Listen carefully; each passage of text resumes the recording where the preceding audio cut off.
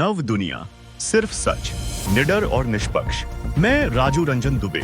बने रहिए सच के साथ, हर पल हर खबर। दिनांक 30 मई को नोखा थाना अंतर्गत एक घटना प्रतिवेदित हुई थी ग्राम लेवड़ा पूर्वी टोला से, जिसमें 2 महिलाओं की हत्या कर दी गई थी और एक जो महिला है वो गंभीर रूप से जख्मी अवस्था में थी। इन तीनों का नाम था संतरा देवी, पति स्वर्गीय महावीर सिंह, रूपाली कुमारी, पिता स्वर्गीय महावीर सिंह, और अमृता कुमारी, पिता स्वर्गीय महावीर सिंह। मतलब जो तीनों थी वो आपस में माँ बेटियाँ थी, 2 बेटियाँ और माँ, जिसमें से माँ संतरा देवी और बेटी रूपाली कुमारी, ये दोनों की मौत हो गई थी। और अमृता कुमारी अत्यंत गंभीर अवस्था में उनको अस्पताल भेजा गया, जहां वो अभी इलाजरत है और खतरे से बाहर है। बनारस में उनका इलाज चल रहा है। घटना अत्यंत ही गंभीर और हृदय विदारक प्रवृत्ति की थी, जिसमें 2 औरतों की बहुत नृशंस तरीके से हत्या की गई थी। और जो तीसरी थी अमृता कुमारी, वह बयान देने की स्थिति में नहीं थी। इसी परिस्थिति में जो मृतका है उसके भाई के बयान पर अज्ञात के विरुद्ध प्राथमिकी दर्ज कर इसमें अनुसंधान प्रारंभ किया गया था। घटना की गंभीरता को देखते हुए अनुमंडल पुलिस पदाधिकारी 2 सासाराम के नेतृत्व में टीम बनाई गई थी और इनके द्वारा मानवीय स्तर पर और तकनीकी स्तर पर भी साक्ष्य संकलन किया जा रहा था। अनुसंधान के क्रम में बात स्पष्ट हुई कि जो मृतका थी संतरा कुमारी, इनकी 8 बेटियां थीं। इनके पति का स्वर्गवास 12 साल पहले हो चुका है। 8 बेटियों में 6 बेटियों की शादी हो चुकी थी, 2 बेटियों की शादी नहीं हुई थी। इसी क्रम में पता चला इनका दामाद रवि चौधरी उर्फ नाजिम हुसैन, जो सारण का रहने वाला है, वो कई साल पहले इस गांव में आया था और उसने अपनी पहचान गलत बताकर अपना नाम रवि चौधरी बताया था, जबकि उसका असली नाम नाजिम हुसैन है, जो सारण का रहने वाला है। उसने इनकी तीसरे नंबर की जो बेटी है, तीसरे स्थान पर जो बेटी, उससे शादी की थी, जबकि नाजिम हुसैन पहले से शादीशुदा था। शादी के बाद वो अपनी पत्नी को लेकर नोएडा में रहता था और वहीं पे टेलर का काम करता था एक फैक्ट्री में। और इसी क्रम में पत्नी के अलावा उसकी जो 7वें स्थान पे जो बेटी थी, उससे इसका प्रेम प्रसंग चालू हो गया और ये अपनी साली को ही बुलाकर अपने पास ही कई सालों तक अपने साथ रखा। 3-4 सालों तक अपने साथ रखने के बाद इसकी साली जो मृतका है रूपाली कुमारी, वो गाँव वापस आ गई। और अब गांव वापस आने के बाद इसने नाजिम हुसैन उर्फ रवि चौधरी से बातचीत करना बंद कर दिया, जिससे नाजिम हुसैन उर्फ रवि चौधरी कुंठित था और उसको लगता था कि ये दूसरे जीजा से संपर्क में है और इसको लगातार इसकी अनदेखी कर रही है। इसी बात से कुंठित होकर उसने सोची समझी साजिश के तहत 28 तारीख को वह नोएडा से निकला, ट्रेन पकड़कर आया और 29 की रात को गाँव लेवड़ा पहुँचा। रात्रि में बात करने के बहाने यह रूपाली कुमारी को घर से बाहर लेके गया, घर के पास जो खेत है वहीं पर, और ये पहले से अपने पास एक धारदार हथियार छुपाए हुए था। घर के पास ही मूंग के खेत में इसने बहुत ही बेरहमी से रूपाली की हत्या कर दी। तभी रूपाली की छोटी बहन अमृता अपनी बहन को ढूंढते हुए आई और साथ में वो अपने साथ खाना लेकर आ रही थी, क्योंकि उसको पता था कि उसका जीजा आया हुआ है, तो अगर उसको खाना होगा तो खाना देकर, खाना खिलाकर बाहर से वो चला जाएगा। वो खाना लेकर जब खेत ढूंढते ढूंढते खेत के पास पहुंची तो उसने वहीं पे रूपाली का शव देखा। शव देखकर वो चिल्लाने लगी। उसको चिल्लाते देख नाजिम हुसैन और रवि चौधरी ने उसकी भी हत्या करने की कोशिश की। गंभीर रूप से उसको जख्मी अवस्था में वो बेहोश हो गई, तो उसको मरा हुआ जानकर वो फिर वहाँ पे बैठा था। इसी बीच दोनों बेटियों को ढूंढती हुई दोनों बेटियों की माँ संतरा देवी पहुँची, जो अपनी दोनों बेटियों का शव देखकर घबरा गई और चिल्लाने लगी। उसके बाद उसी हथियार से और पत्थर से कुचलकर उस दोनों की मां संतरा देवी की भी इसने हत्या कर दी। तीनों को मरा समझकर यह वहां से फरार हो गया। अगले दिन यह सासाराम से ट्रेन पकड़ के वापस नोएडा चला गया और किसी से संपर्क में यह नहीं था। नोएडा पहुंचने के बाद इसने अपने परिवार को संपर्क किया और कई जगहों पर अपना स्थान बदल चुका था। जो हमारी टीम थी वो पिछले 5 दिनों से नोएडा में कैंप कर रही थी। इनके द्वारा उसके अलग अलग ठिकानों के बारे में पता किया, कहाँ कहाँ। इसी बीच ये चीज़ स्पष्ट हुई, उसने 3 जगह अपना मकान इसी बीच बदला था। नोएडा पुलिस द्वारा इसमें बहुत ही बेहतरीन तरीके से सहयोग करते हुए एक एक करके इसके सारे ठिकानों की खोज की गई और अंत में पुलिस टीम द्वारा रेकी करते हुए नोएडा में जो इस चौल में जहाँ ये रह रहा था वहाँ से इसको गिरफ्तार किया गया। गिरफ्तारी के उपरांत इसने अपनी सारी बात, जो पूरा घटनाक्रम सिलसिलेवार तरीके से कैसे इसने घटना को अंजाम दिया उसके बारे में बताया और वहाँ के माननीय न्यायिक दंडाधिकारी के समक्ष प्रस्तुत करके 48 घंटे के ट्रांजिट रिमांड पर इसको नोएडा से यहाँ लाया गया। इसके द्वारा ये पूरी जो घटना है एक मतलब कुंठा और बदले की भावना से की गई है और इसी क्रम में इसने 3 लोगों की हत्या करने की कोशिश की, जिसमें 2 की मौत हो गई, एक अभी इलाजरत है, जिनके जल्दी शीघ्र ही स्वस्थ होने की पूरी संभावना है।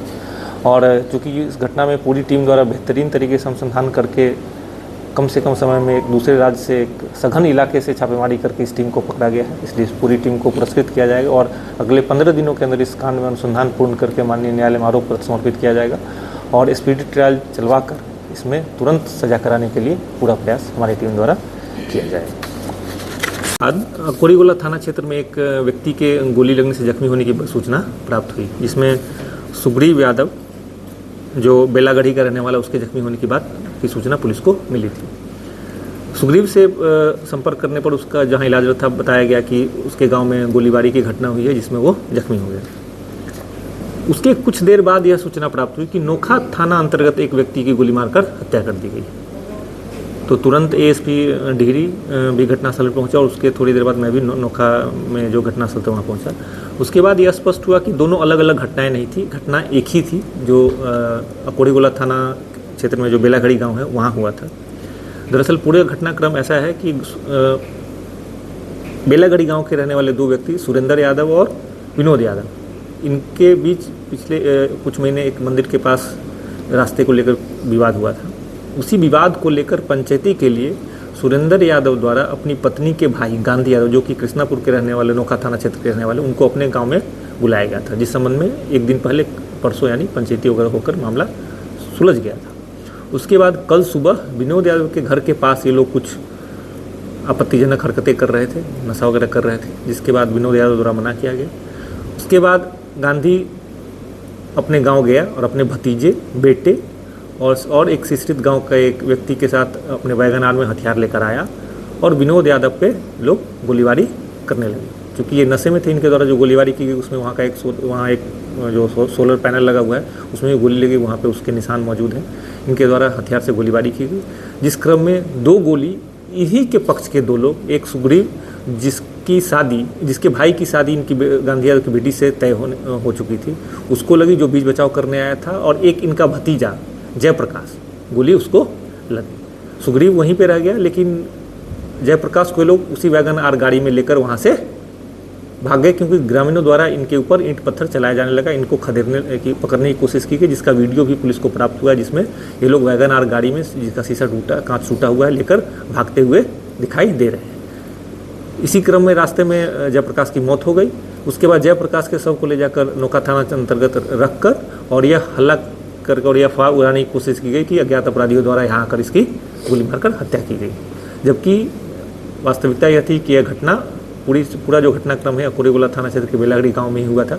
इस संबंध में जो गांधी है उनकी बहन द्वारा भी यह स्पष्ट रूप से वीडियो रिकॉर्डेड बयान दिया गया है, जिसमें उनके द्वारा बताया कि उनके भाई द्वारा ही गांव में आकर गोलीबारी की गई और स्थानीय ग्रामीण जो उस समय पंचायत भवन में बैठे थे उनके द्वारा ही पूरे घटनाक्रम को अपने आंखों से दिखा गया, उसका वीडियो भी बनाया गया जो पुलिस को प्राप्त हो चुका है। इस घटना में शामिल जो वैगन आर कार है उसकी पहचान की गई है और जो गांधी के साथ उसका बेटा विशाल और एक और नोखा थाना शिशिरित थाना क्षेत्र के अंतर्गत एक व्यक्ति था जो उनके साथ शामिल था, इन लोगों की पहचान की गई है और भी लोगों के सहभागिता की बात इसमें सामने आ रही है। फिलहाल जो इस घटना के मुख्य आरोपी हैं सुरेंद्र यादव और गांधी, जिनके द्वारा गोलीबारी की गई, इन दोनों को गिरफ्तार किया गया है, दोनों को माननीय न्यायालय में अग्रसारित किया जा रहा है और इनके द्वारा अपने ही मतलब जिससे विपक्षी था उस पर हमला करने के क्रम में इनके द्वारा अपने ही 2 लोगों को जख्मी किया गया, जिसमें से एक की मौत हुई।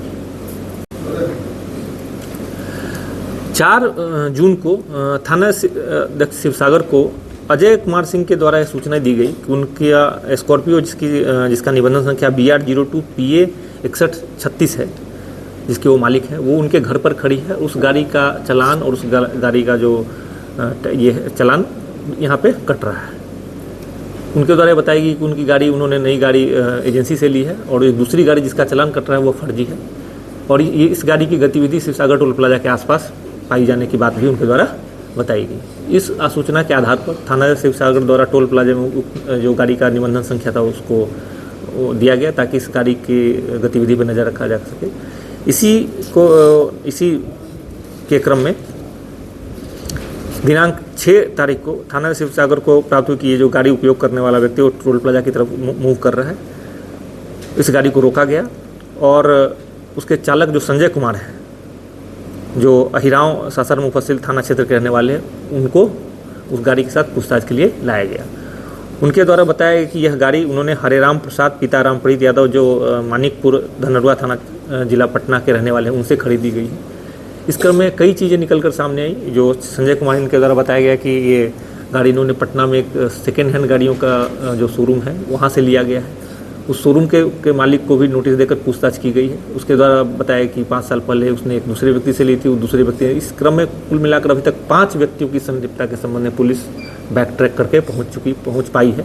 इनके द्वारा ये बताया गया कि ये गाड़ी इनके द्वारा बेची गई, लेकिन किसी के पास इसके संबंध में कोई वैध कागजात या स्वामित्व संबंध में कोई कागजात या ट्रांसफ़र डॉक्यूमेंट्स इनके द्वारा पुलिस को उपलब्ध नहीं कराया गया, जिससे स्पष्ट रूप से प्रतीत होता है कि इस गाड़ी का जो इंजन नंबर चेसिस नंबर है उसके साथ छेड़छाड़ करके यह गाड़ी चोरी की गाड़ी है और इसको बेचा गया था।